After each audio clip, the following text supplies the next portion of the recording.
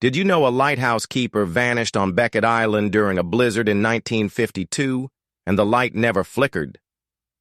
December 11th, 1952.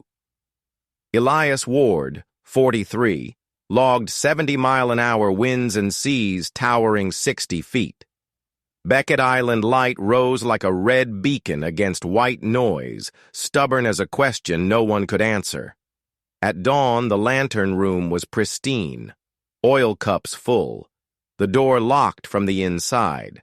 A single chair faced the frosted window as if someone paused to listen to the world breathe. Ward's last entry, written in a shaky hand, read, "The sea is listening. No struggle left prints, no body, just a trail of damp salt on the catwalk and a rumor that the fog bell tolled in a rhythm someone tried to memorize." The crew found his hat on the stair, the lamp still warm, the kitchen untouched.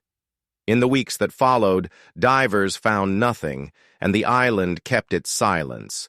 Some say he stepped into a gray doorway stitched by spray and never returned.